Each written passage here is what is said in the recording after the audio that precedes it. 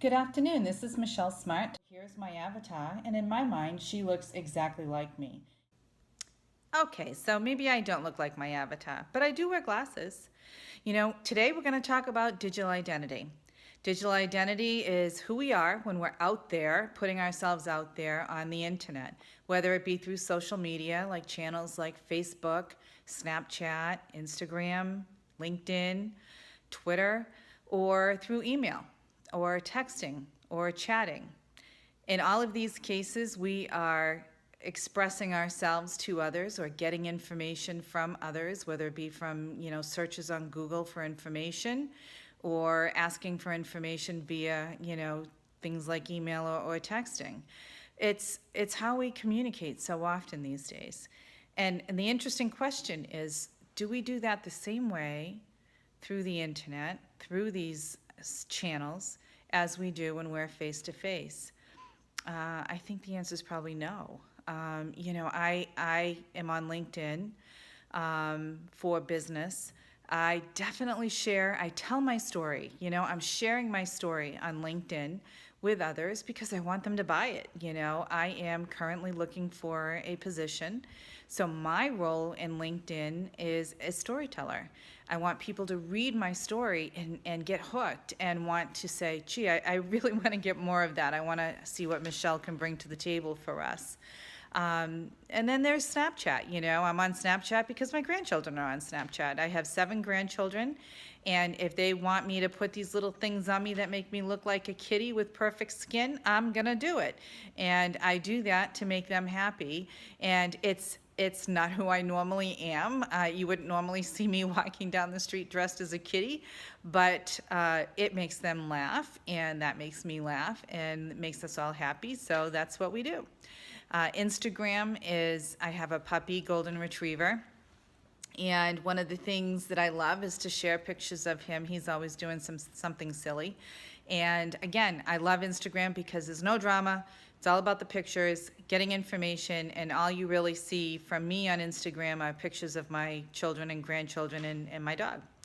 And then there's, to finish up on social media, we have Twitter and Facebook. Then there's Twitter.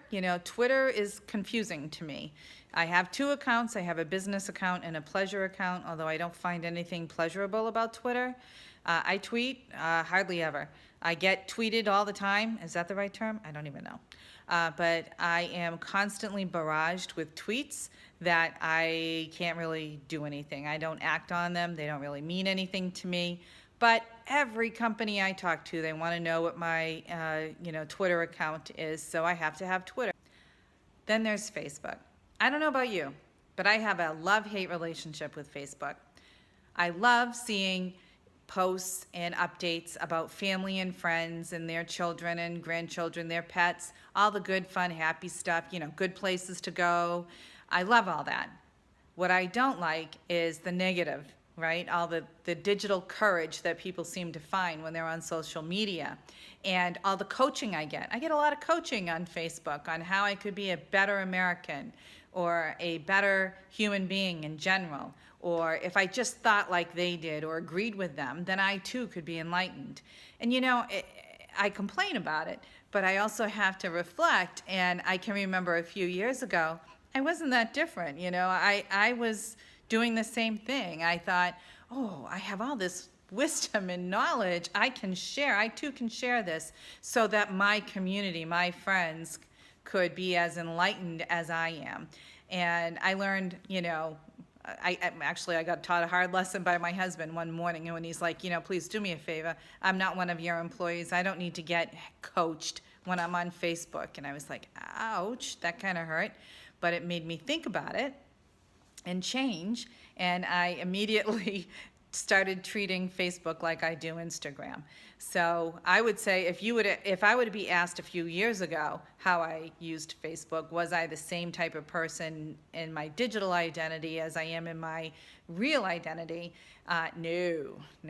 But now I think I'm more authentic, because really I've never been the person that blasts out, knowledge information. If I have something that I want to share with you and it's lengthy, I'm going to do it on a phone call or in person.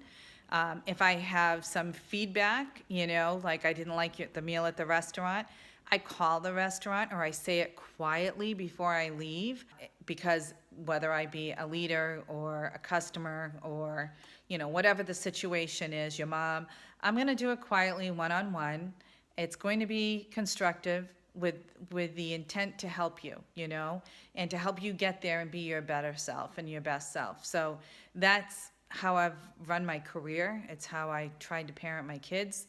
And it's certainly how I, try to be on social media. I've been disconnected. We had Irma come through here, and she wreaked a bit of havoc, and we went without power, and therefore the internet for quite a few days.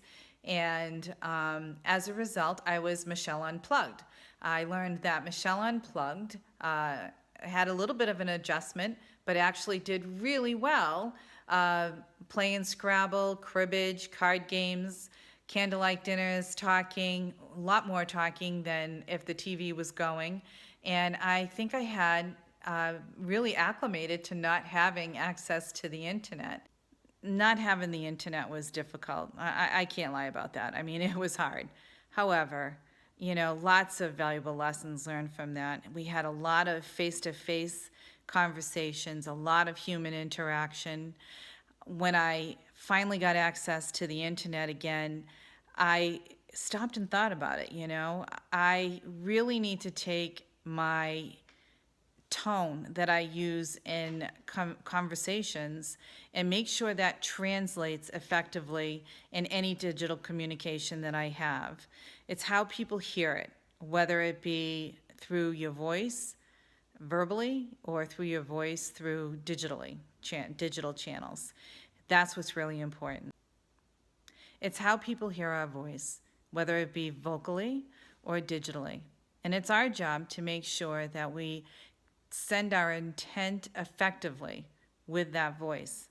Thank you so much for joining me. I hope I gave you something to think about with regards to your digital identity versus your real identity, and making sure that you can find a happy medium and come out with one whole identity. Have a great day.